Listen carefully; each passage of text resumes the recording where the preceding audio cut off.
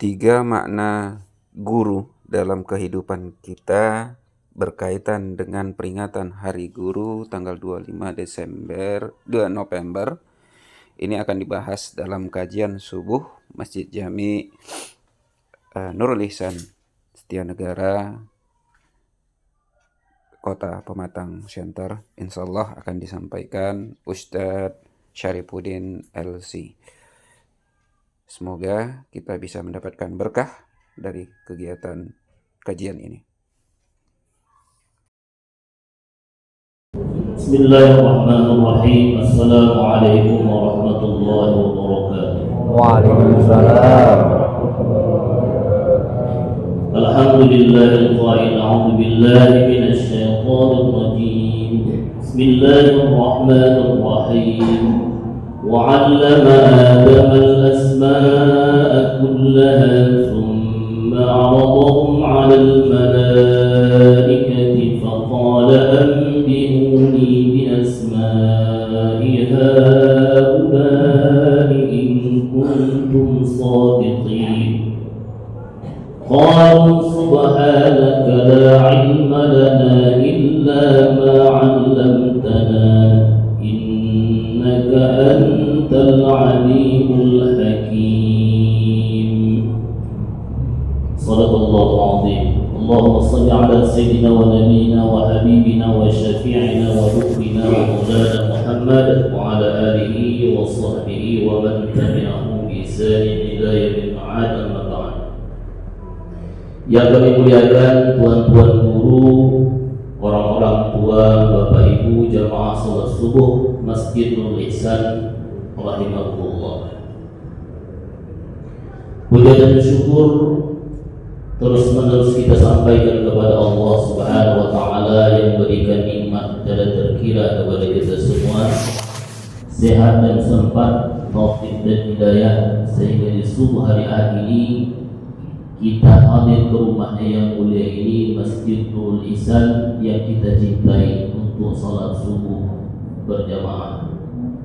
Dan setelah salat subuh kita masih berada di tempat duduk kita masing-masing untuk mendengarkan majelis ini.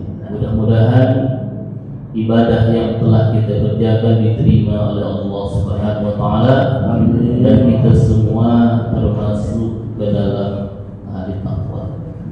Salawat dan salam senantiasa dilimpahkan kepada Sayyidul Alam, tauladan hidup kita Nabi Muhammad Rasulullah SAW, keluarga, sahabat dan para pengikutnya yang terus-menerus berbuat baik sampai nanti berakhirnya kehidupan dunia yang fana ini.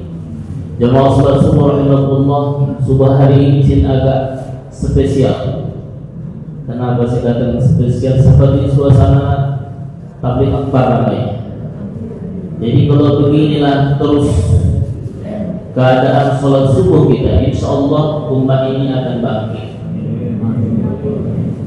Karena ukuran bangkitnya umat ini bukan ketika ada acara tabligh akbar, tapi ketika kita lihat di subuh hari orang ramai datang sholat berjamaah di sini. Jadi kalau begini terjadi, maka jangan kita berharap umat ini bisa bangkit.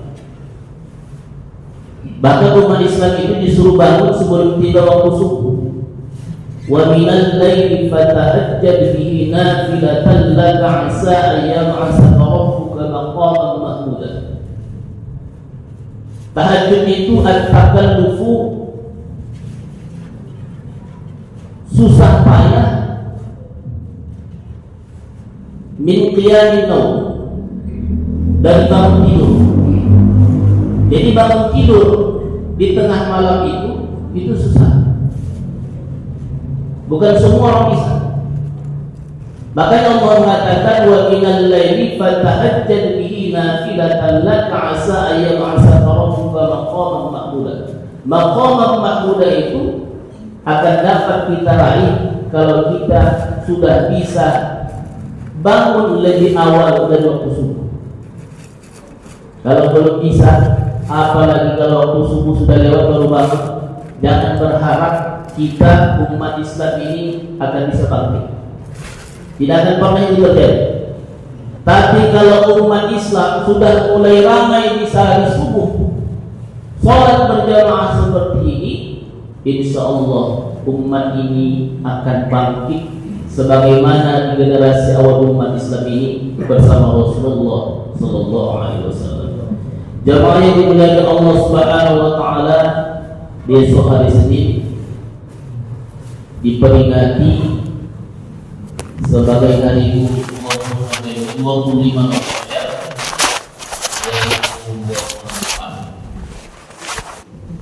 2024. Jadi selamat kepada Bapak Ibu guru. Cuma guru ini jangan kita batasi guru-guru hanya di sekolah. Nah, itu perlu kita benahi kembali pemahaman kita. Guru itu bukan hanya di sekolah. Sebab pendidikan itu ada 3. Yang pertama informal, itu di rumah kita masing-masing. Siapa gurunya? Bapak Ibu sekalian. Kita ini pada prinsipnya adalah semua guru. Guru di mana kita? Guru di rumah kita masing-masing. Kita ini guru. Namanya guru informal, yang mengajari anak kita berbicara ya orang tua, yang memperkenalkan adab sopan santun kepada anak ya orang tua,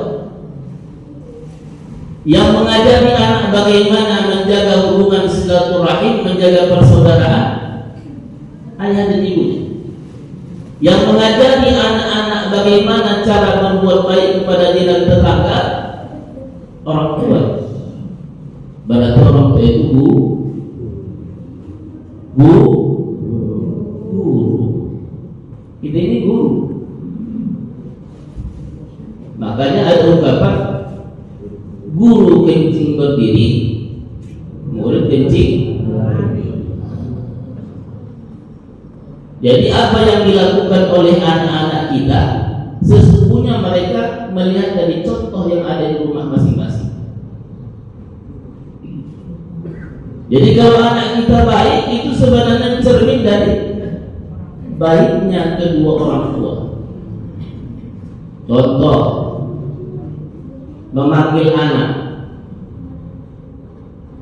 Al-Quran itu mengajarkan memanggil anak itu ya bunai.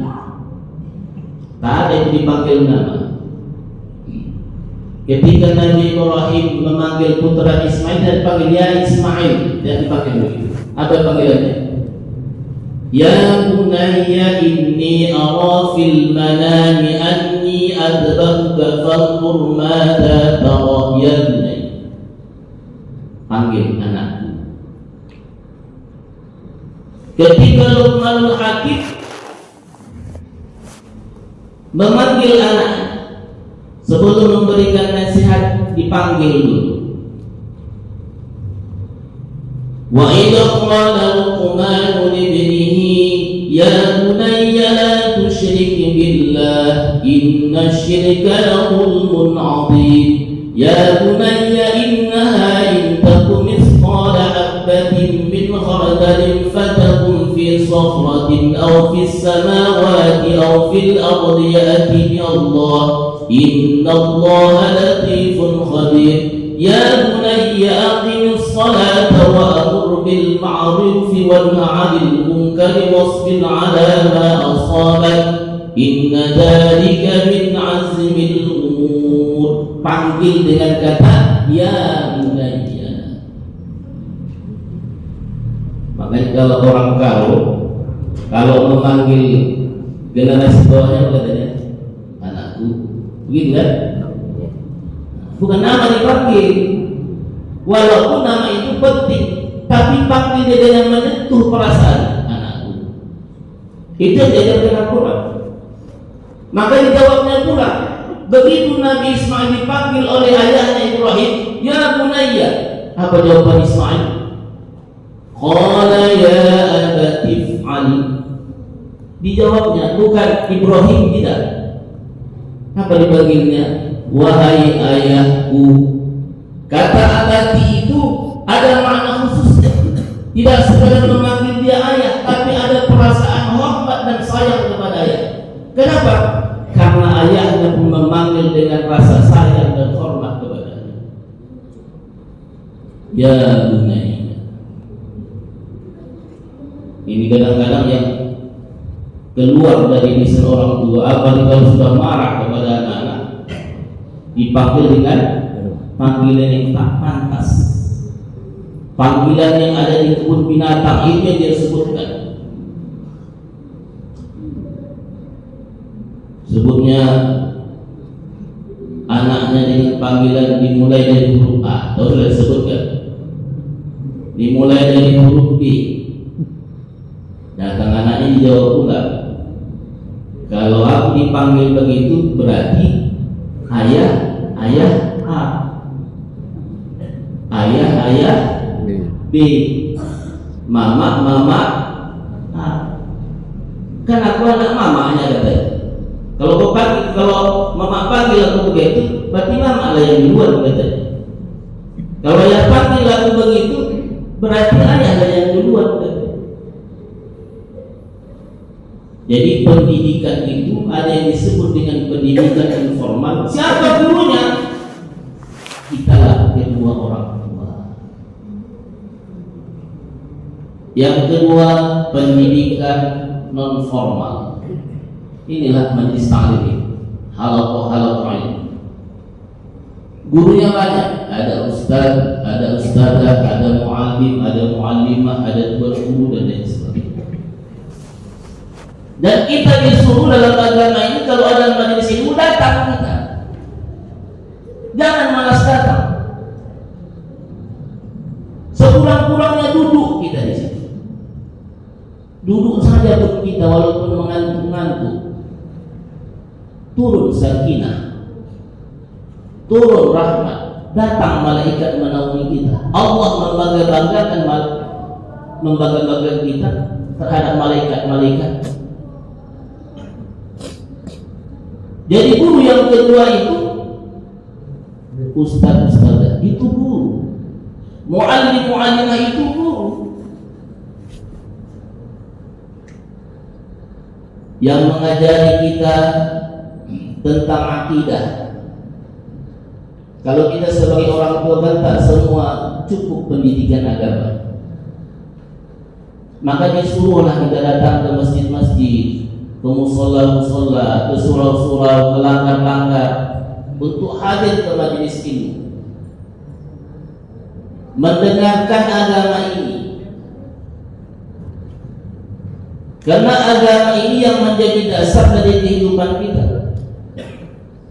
Kalau tak ada agama yang mendasari kehidupan kita, itulah makanya hidup ini ada yang gelap, ada yang terang.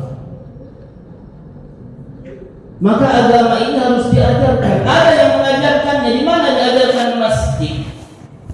Maka masjid bukan sekadar tempat kita sholat, beribadah, tapi masjid menjadi tempat ta'lim wa ta'allum, tempat mengajar dan belajar ilmu-ilmu agama.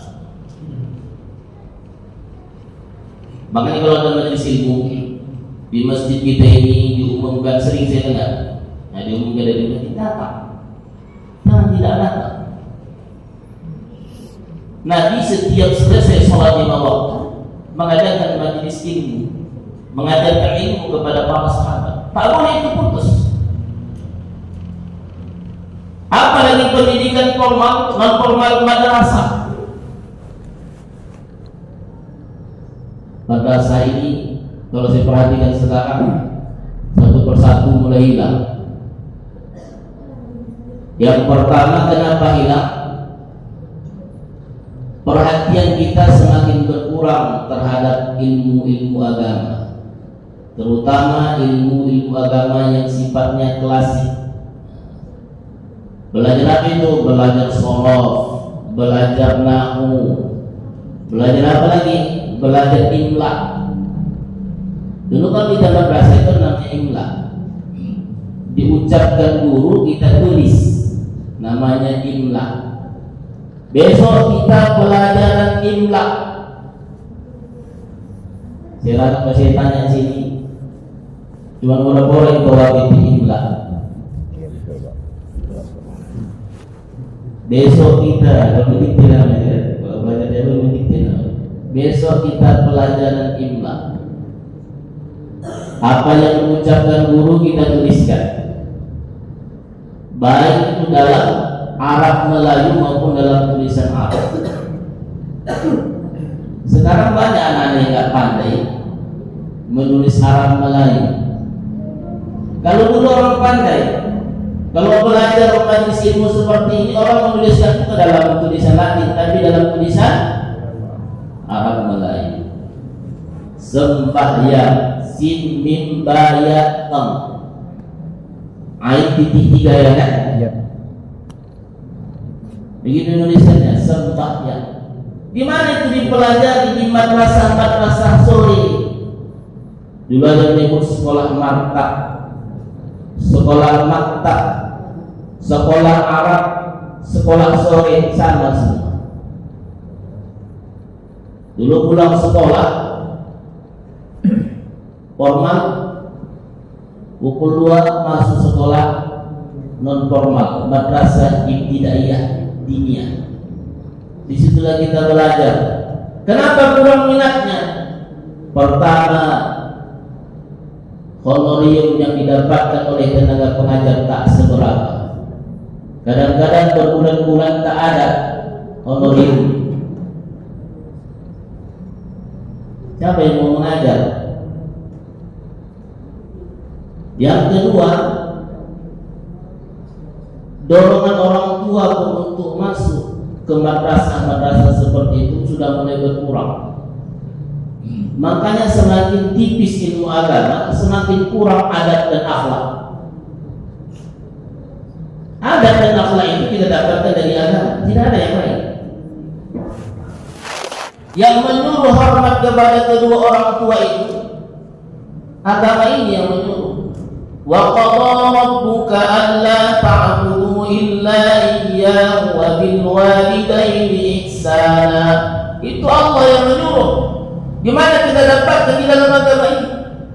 Fala taqul lahumā uff. Kenapa anak sekarang kata-katanya kasar dengan orang tuanya? Karena tak diajarkan lagi. Fala taqul lahumā uff. Dari mana kita tahu itu? Dari agama ini, dari Al-Quran. Jangan kau mengatakan kepada kedua orang tuamu, dua huruf aja pun tak boleh. Apalagi yang lain. Dari mana kita itu tahu? Dari agama. Dari mana agama yang kita ketahui? Dari belajar. Belajar di mana? Di madrasah. Kalau tipis ilmu agama, tipislah adat dan akhlak di dalam kehidupan. Karena itu kita hargai guru kita, guru mengaji. Kalau ada guru mengaji, mengajar anak kita mengaji, mengajar hijaiyah dari awal sampai tamat dia, sampai mahir dia baca Al-Quran. Ini kadang-kadang pahalanya cuma kain sarung lah sama baju koko. Padahal anak kita itu dia sudah tarik dari kegelapan menuju yang terang benderang. Tapi penghargaan kita ya sekedar itu. Kadang-kadang kalau guru mengaji, apa kata kita? Masa guru mengaji minta bayaran? Harusnya dia ikhlaslah. Mengajar anak-anak itu sebenarnya bukan kewajiban dia. Kewajiban kita yang sebagai orang tua. Kita yang mesti mengajar anak kita pandai membaca Al-Quran, mahir membaca Al-Quran, bukan guru itu.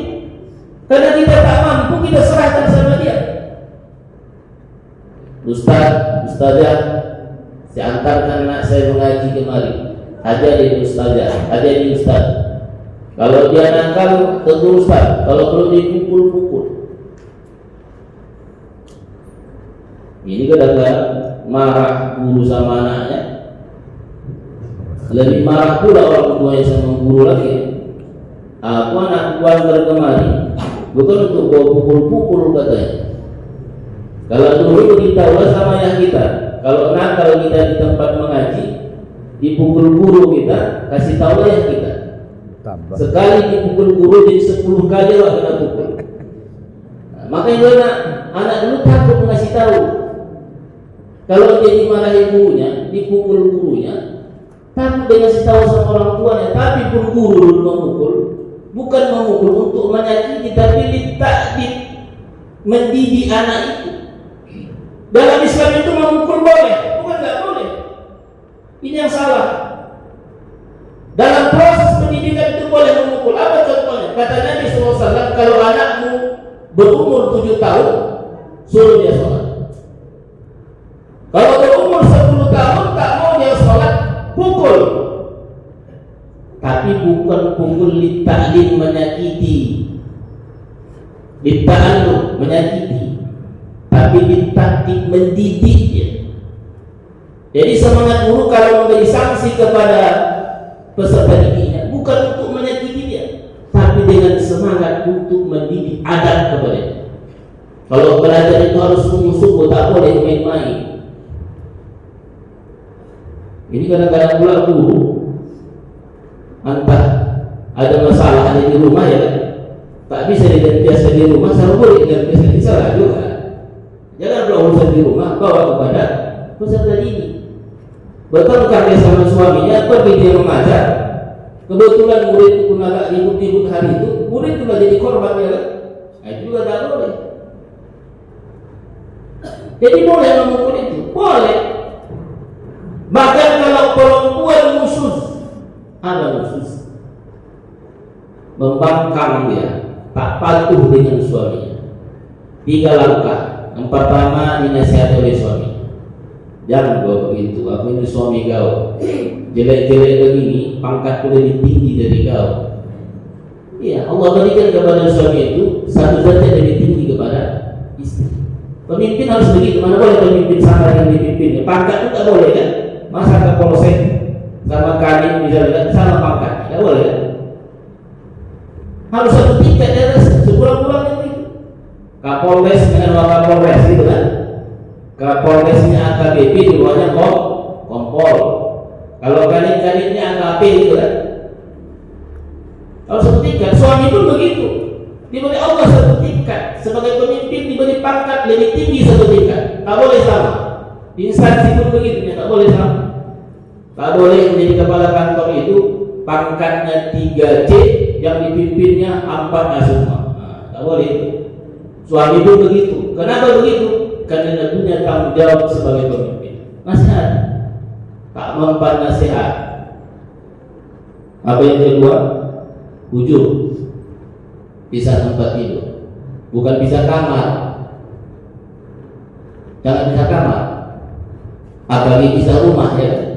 Gak ada dikenal dalam Islam pisah rumah. Yang ada pisah tempat tidur. Kalau dia tidur di atas, bapak tidur di bawah. Kalau dia bapak tidur di atas, ibu tidur di bawah. Jangan pisah kamar, tak boleh.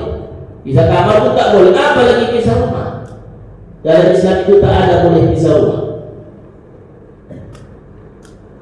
Kalaupun perempuan diceraikan oleh suaminya, bukan keluar dari rumah, dia tetap di rumah dan tetap dibiayai oleh suaminya. Tak boleh dari Islam begitu. Jadi wahjuruhunna fil madaji, pisah tempat tidur, tempat tidurnya. Di mana kita tidur dalam kamar, ada tempat tidurnya, itu yang pisah. Antara pakai bantal bulir kan? Nah, kita bagi dua tempat tidur ini. Nah, pakai abang baginya pakai bantal bulir. Tapi tetap satu kamar. Mana tahu tengah malam berubah niat, ya kan? Gabung balik. Adalah apa yang bantal bulir ini kan? Jangan pisah kamar. Kalau pisah kamar bahaya. Apalagi sedang jalan media sosial masing-masing pegang HP, makin rusak nanti rumah tangga. Suami istri di kamar, suami di kamar main HP, istri di kamar satu lagi main HP. Kalau saling meng-HP itu tak masalah, tahu kabar bang. Enaknya tidur sendiri di kamar, kurang kan kayak enaknya juga tadi. Udah tengah malam ini, bisa aku masuk balik, masuk lubang. Yang kedua, kalau tak bisa yang kedua, baru yang ketiga. Wajib dipukul. Pukul. Tapi memukulnya menurut fuqaha itu bukan wajib, boleh. Tapi Ustaz bentuknya fi'il amar. Al-aslu fil amri lil wujub. Itu bukan lil wujub, lil ibahah. Boleh dalam rangka ditahdik. Pukul ya. Kau kenapa lah pula begitu kali kau sama? Jangan boleh tempelin mukanya kan? Tempelin, menangis. Dia ada yang melaporkan, datang polisi, Pak, bapak diborgol gara-gara melakukan kekerasan dalam rumah tangga. Jadi boleh memukul, boleh, tapi memukul litahdi, untuk mendidik. Yang ketiga, pendidikan formal. Itulah sekolah dasar, sekolah menengah pertama, sekolah menengah atas sampai dengan perguruan tinggi. Madrasah ibtidaiyah, madrasah sanawiyah, madrasah aliyah, jamiah atau perguruan tinggi. Ada guru-gurunya. Karena itu bagi rahmat Allah Subhanahu wa taala, guru itu jangan kita batasi hanya pada pendidikan formal. Orang tua kita pun pada dasarnya mereka adalah guru-guru bagi kita. Ustaz-ustazah yang ada di masjid, yang ada di madrasah itu pada dasarnya adalah guru-guru. Maka tak perlu bagi mereka penghormatan dengan diberi kado. Apa hadiah yang paling utama yang didambakan oleh guru-gurunya itu? Keberhasilan kita sebagai murid-murid. Kegembiraan yang paling tinggi bagi seorang guru bukan mendapatkan hadiah bingkisan dari murid. Bukan itu. Saya guru mengaji dari sejak saya madrasah ibtidaiyah sudah guru mengaji. Saya pun masih belajar juga mengajar.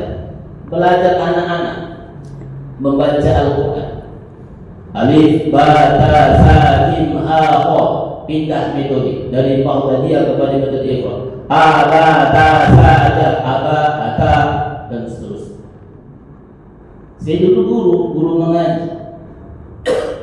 Bayarannya berapa Ustaz? Enggak tentu lah. Kadang-kadang dibayar, kadang-kadang tak dibayar. Tapi ada yang saya rasakan kegembiraan tersendiri. Dan itu yang saya harapkan. Kalau saya nanti meninggal dunia, kata Nabi, idza mata ibnu Adam yanqata 'amaluhu illa min salas. Apabila mati anak Adam terputus amalnya, tak bisa lagi dia beramal kecuali 3 yang dapat mengalirkan pahala kepadanya. Yang pertama, sedekah jariyah, wakaf. Ada pernah selama hidup berwakaf sebagai dia akan dijadikan sebagai wakaf. Yang kedua, ilmu yuntafa'u bih, atau ilmu yang bermanfaat yang pernah diajarkan kepada orang lain. Dia juga mengajarkan alif, ba, ta, sa, jim. Tapi saya berharap apa yang pernah saya ajarkan itu akan mendatangkan aliran pahala nanti ketika nanti saya tak bisa lagi beramal soleh dalam kehidupan dunia. Kan berhenti kan? Kalau kita sudah mati kan berhenti semua. Masuk ke dalam kubur. Apa yang bisa dibuat? Tak ada yang bisa kita buat. Kita tinggal menunggu aliran pahala. Kalau pernah kita mengajarkan anak kita atau orang lain alif, ba, ta atau a, ba, ta, insya Allah ada aliran pahala yang kita dapatkan nanti ketika kita sudah berada di kubur. Maka beruntunglah kita orang-orang yang menggeluti profesi yang mulia ini. Menjadi guru, menjadi tenaga pendidik pengajar, yang kadang-kadang penghargaannya tidak seberapa dengan apa yang sudah dia persembahkan. Tapi jangan berkecil hati. Ada akhirat yang menyempurnakan balasan setiap amal kita. Kalau dunia ini begitu-begitu saja, walaupun ada dijanji guru-guru akan mendapatkan insentif 2 juta ya kan? Dalam pemerintah ini kan, insya Allah mudah-mudahan terrealisasi yang janji-janji kosong ya kan, yang beromong-omong aja, betul-betul ya ada insentif 2 juta. Dihargai guru-guru kita. Karena negeri-negeri yang maju, negara-negara yang maju, yang paling dihormati itu guru-guru. Kita ini terbalik ya kan, yang paling dihormati apa di Indonesia? Artis-artis. Orang sekolah itu tentang artis subuh ini kemarin penuh ini Pak. Padahal artis itu melawak-lawak aja yang kerjanya. Siapa yang membayar artis itu? Kita yang bayar artis itu. Bagaimana cara kita bayarnya? Beli produk. Ibu beli Inso, itu sekalian ibu bayar. Artis ada bintang iklannya. Teh Sosro, ibu beli Teh Sosro, sekalian bayar artis itu. Kenapa? Karena artis mempopulerkan Teh Sosro. Ini contoh itu. Jadi kalau negeri yang ada tubuhnya tempatnya tinggi. Makanya anak-anak kita ajari hormat dengan guru-guru. Kenapa? Supaya ada berkah. Makanya ketika dulu kita masuk ke sekolah, yang pertama kali diajarkan kepada kita itu adab. Karena prinsipnya al-adabu fawqal ilm. Adab itu berada di atas ilmu. Sekarang banyak orang pandai-pandai ya kan. Kalau dulu mendengar profesor itu langka dari sekali, langka. Dokter itu payah kita mencari. Di perguruan tinggi, dokter itu bisa dihitung dengan jari. Magister sedikit, sarjana pun payah. Setelah SKS mulai jadi sarjana kan. Kalau mulai sebelum SKS, saya payah jadi sarjana. Makanya di istilah dulu sarjana abadi. Apa gelar MA katanya? Kita bikin magister of arts. Rupanya mahasiswa payah kan tamat. Kalau sekarang kan sistem SKS, sistem kredit semester. Ada yang juga bilang sistem kebun semalam, ya kan? Besok mau ujian baru aja. Makanya banyak sarjana sekarang ya. Sekali lulus ribuan pak sarjana. Magister di mana-mana kita jumpai, MAG, MA, MPD, macam-macam gelar. Doktor juga, udah banyak doktor. Profesor pun banyak. Apa yang kurang di tengah-tengah masyarakat kita sekarang? Adab yang makin berkurang. Yang ditangkap itu Pak, yang korupsi itu orang-orang tak sekolah atau sekolah ya? Yang ditangkap Sekolah tinggi itu Pak. Tinggi-tinggi sekolahnya kan? Pintar-pintar itu kan? Pintar. Kalau nggak pintar mana bisa dia mau langgar? Kalau macam-macam kita ini mana pandai kita itu kan? Yang belok-belokannya sedikit. Karena pandai, tapi kurang Adab. kurang ada. Itulah kalau ada tak di atas ilmu. Bapak Ibu rahmatullah subhanahu wa ta'ala. Terakhir, di akhirat nanti ternyata dua yang kita lakukan. Yang pertama kata Allah, Iqra kitab, bacalah catatan amal. Di akhirat nanti kita suruh baca catatan amal. Maka sebelum sampai ke akhirat, baca dulu pedoman hidup kita Al-Quran agar jangan salah nanti. Ketika kita baca nanti catatan amal itu, sebenarnya belum sampai ke catatan amal itu dibaca, sudah tahu kemana arah kita. Fa'amma man utiya kitabahu biyamini fasawfa yuhasabu hisaban yasira wa yanqalibu ila ahlihi masrura. Nanti datang catatan amal dari sebelah kanan. Kalau datangnya dari sebelah kanan, maka orang itu menjadi ashabul jannah. Tapi kalau datangnya dari belakang atau sebelah kiri, orang itu akan menjadi penghuni neraka. Karena itu selama hidup dunia ini yang pertama yang perlu banyak kita baca Al-Quran.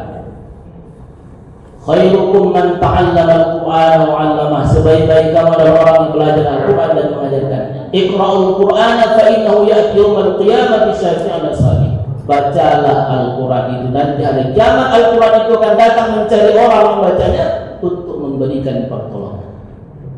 Jadi sebelum sampai di akhirat yang tugas kita juga nanti di sana membaca catatan amal, maka di dunia ini selama kita masih hidup, pertama memperbanyak membaca. Apa yang banyak kita baca? Al-Quran. Orang yang mendirikan sholat 5 waktu sudah pasti banyak dia membaca Al-Quran. Sekurang-kurangnya yang wajib dibaca Al-Fatihah.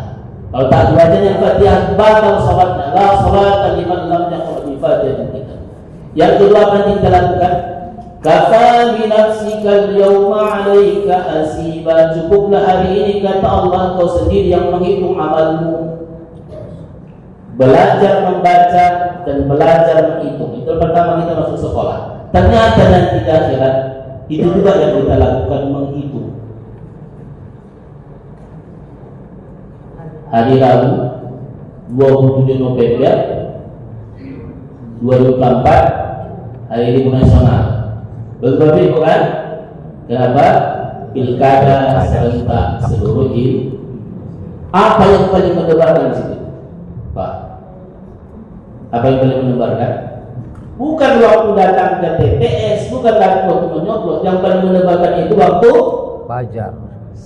perhitungan suara. Serangan fajar. Makanya saksi itu diperlukan ketika perhitungan apa? Suara. Kalau datang ke TPS mau datang urusan kawin. Tapi ketika perhitungan suara itu ada diperlukan saksi. Batal. Dihitung. Di sini kan calon-calon itu yang berdegup jantung. Bolak-balik ke kamar mandi. Bolak-balik dia bergerak menunggu perhitungan. Di akhirat juga nanti begitu kita. Waktu berhisab, waktu dihisab, itu yang paling mendebarkan. Waktu dihitung, banyak merah, hijaunya sedikit. Banyak hitam, hijaunya sedikit. Benar-benar tidak itu. Benar-benar.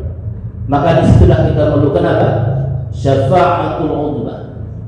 Pertolongan yang paling agung dari Nabi kita Muhammad Rasulullah SAW. Maka ketika kita masih hidup di dunia ini, sebelum kita melakukan sesuatu, berhitung dulu. Jangan asal buat saja. Ini kadang-kadang gara-gara amplop berubah idealisme, berubah prinsip. Saya tidak mengkampanyekan memilih siapa, tapi pemilu ini harus kita buat bersih oleh kita sendiri, bukan oleh orang lain. Tidak. Jangan kita saling merusak. Jangan kita merusak calon itu. Dia mengeluarkan uang itu bukan mudah. Jual ini, jual itu dia. Makanya kalau kalah ada yang stres, ada yang gila. Kenapa? Udah ada sampai dijual ini semua. Kalah mudah. Rupanya PS itu bukan tim sukses, tim sikat semua. Disikat orang itu. Cuman ketua katanya kan, suksesnya mantap ketua katanya. Udah kau kasih katanya, aman ketua katanya. Rupanya aman ketua dia. Jadi Bapak Ibu Allah Subhanahu wa taala, sebelum kita melakukan sesuatu, kita hitunglah baik dan buruk. Nanti salah satu punya kita jalani dalam kehidupan akhirat disebut dengan yaumul hisab.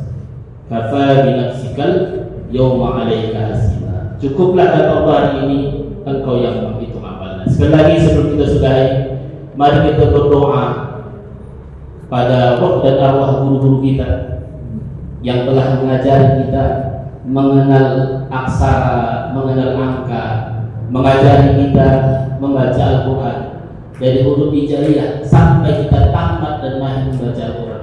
Kalau tak ada itu, saya tak bisa duduk di sini memberikan tausiah. Tak bisa. Karena kalau orang belajar tak ada yang mengajarinya, gurunya itu setan. Makanya kalau tiba-tiba orang jadi ustaz tak pandai belajar agama, nah itu gurunya setan. Tak ada yang kita belajar kita dari awal. Karena itu mudah-mudahan roh guru-guru kita, kalau mereka sudah meninggal dunia, Allah ampuni mereka, Allah rahmati mereka, Allah tempatkan mereka di tempat yang sebaik, dan Allah masukkan mereka ke dalam surga Jannah. Kalau mereka masih hidup, Allah sehatkan mereka jasmani rohani, Allah mudahkan urusan mereka, Allah mudahkan rezeki mereka. Begitu juga kepada kita murid-muridnya, kita amalkan ilmu yang pernah mereka ajarkan kepada mereka agar mereka mendapat aliran pahala dari apa yang pernah mereka persembahkan kepada kita. Al-Fatihah. Bismillahirrahmanirrahim. Alhamdulillahirabbil alamin, arrahmanir rahim, maliki yaumiddin.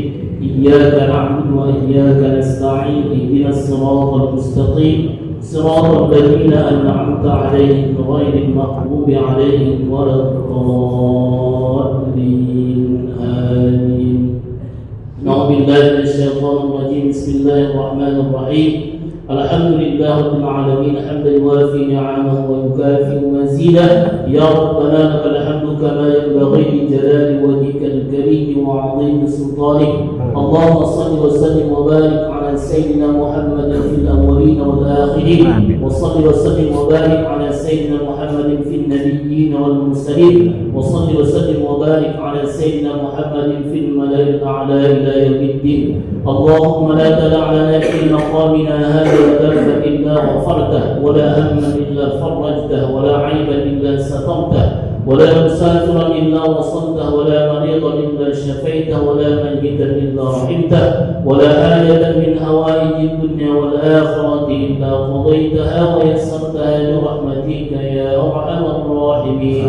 اللهم اغفر لنا ذنوبنا ولوالدينا وارحمهم كما ربونا صغارا، ولجميع المسلمين والمسلمات والمؤمنين والمؤمنات الأحياء منهم والأموات إنك على كل شيء قدير. اللهم انفعنا بما علمتنا وعلمنا ما ينفعنا وزدنا علما. الحمد لله على كل حال، ونعوذ بالله من حال أهل النار. ربنا هب لنا من أزواجنا وذرياتنا قرة أعين واجعلنا للمتقين إماما. ربنا آتنا في الدنيا حسنة وفي الآخرة حسنة وقنا عذاب النار. وصلى الله على سيدنا محمد وعلى آله وصحبه وبارك وسلم. سبحان ربك رب العزة عما يصفون وسلام على المرسلين والحمد لله رب العالمين. Bapak Ibu rahmatullah subhanahu wa ta'ala, terima kasih atas segala perhatiannya, mohon maaf atas segala kekurangan. Subuh hari ini agak semangat sih ceramah. Saya lihat benar ini mungkin ada kata-kata saya yang kurang berkenan dalam hati, saya mohon maaf kepada